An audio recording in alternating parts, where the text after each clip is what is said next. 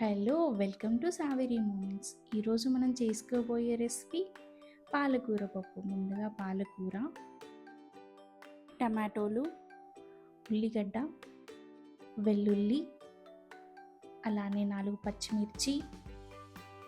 ముందుగా ఒక బౌల్ తీసుకొని ఆ బౌల్లో తగినంత పెసరపప్పు వేసుకోవాలి. వేసుకున్నాక కొంచెం వాటర్ యాడ్ చేసుకొని పప్పుని నానబెట్టుకోవాలి. తర్వాతకి స్టవ్ మీద కుక్కర్ పెట్టుకొని ఆయిల్ వేసుకోవాలి. జీలకర్ర వేసుకోండి, ఆవాలు కూడా యాడ్ చేసుకోవాలి. జీలకర్ర ఆవాలు ఎక్కువగా ఉండడం వల్ల పాలకూర కానీ ఆకుకూరలు కానీ మంచి ఫ్లేవర్ వస్తుంది. పోపు దినుసులు చిటపటలు ఆడుతుండగా పచ్చిమిర్చి యాడ్ చేసుకోవాలి. పచ్చిమిర్చి మంచిగా గోలిన తర్వాతకి ఉల్లిగడ్డ వేసుకోవాలి. ఉల్లిగడ్డ ఆయిల్లో బాగా గోలనివ్వాలి. లైట్ గోల్డెన్ పింక్ కలర్లోకి వచ్చేంతసేపు మనం నానబెట్టుకున్నటువంటి పెసరపప్పుని యాడ్ చేసుకోవాలి. ఇలా యాడ్ చేసుకొని పప్పుని కొంచెం గోలనిచ్చుకోవాలి. అలా గోలడం వల్ల పప్పు మంచి టెక్స్చర్లోకి వస్తుంది.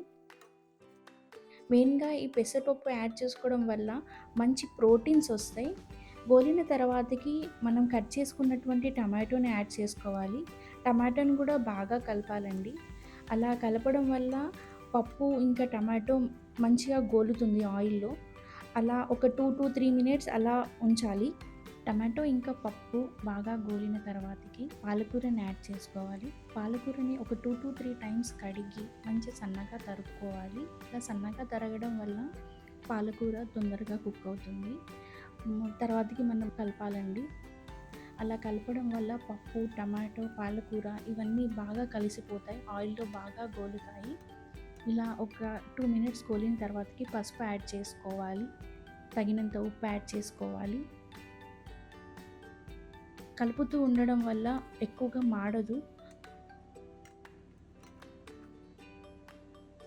వాటర్ యాడ్ చేసుకోవాలి. ఇలా యాడ్ చేసుకున్న తర్వాతకి వాటర్ అంతా మిక్స్ అయ్యేదాకా కుక్కర్ని మూత పెట్టుకున్న తర్వాతకి 3 నుండి 4 విజిల్స్ వచ్చేదాకా వెయిట్ చేయాలి.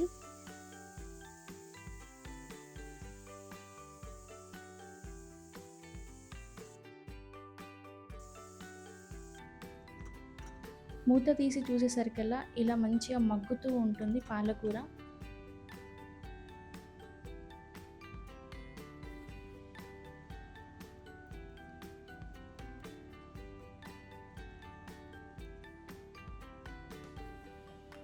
పాలకూర ఈ టెక్స్చర్లోకి రాగానే మనం స్టవ్ చిన్నగా పెట్టేసుకోవాలి.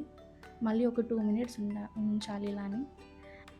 ఇలాంటి రెసిపీస్ మీకు ఎన్నో కావాలనగా మా సావేరీ మూమెంట్స్కి లైక్, షేర్, సబ్స్క్రైబ్ చేయండి. చాలా రెసిపీస్ ఇంకా పోస్ట్ చేస్తూ ఉంటాం. పాలకూరని ఇప్పుడు చివరిలో మనం పోపు పెట్టేసుకుందాం. ఆయిల్ పోసి జీలకర్ర, ఆవాలు వేసుకోవాలి. కొద్దిగా కరివేపాకు, మెయిన్గా కరివేపాకు మంచి టెక్స్చర్ని, మంచి ఫ్లేవర్ని, మంచి అరోమాని ఇస్తుంది. వెల్లుల్లి హెల్త్కి చాలా మంచిదండి. వెల్లుల్లి ఎక్కువ వేసుకున్నా పర్లేదు. వెల్లుల్లి బాగా గోలిన తర్వాతకి మనం ఉల్లికాడల్ని యాడ్ చేసుకొని మంచిగా గోలనివ్వాలి. ఎండుమిర్చి వేసుకోవాలి. అన్నీ బాగా ఆయిల్లో ఫ్రై అవ్వనివ్వాలి. ఇలా ఫ్రై అవుతూ మంచి అరోమాని ఇస్తూ ఉంటుంది. మనం ముందుగా రెడీ చేసుకున్నటువంటి పాలకూర పప్పులో ఈ పోపు అంతా వేయాలండి. ఇలా వేసిన తర్వాతకి చిటపటలు ఆడుతూ ఉంటాయి. ఇలా పోపుని వేసుకోవడం వల్ల మంచి ఫ్లేవర్ వస్తుంది.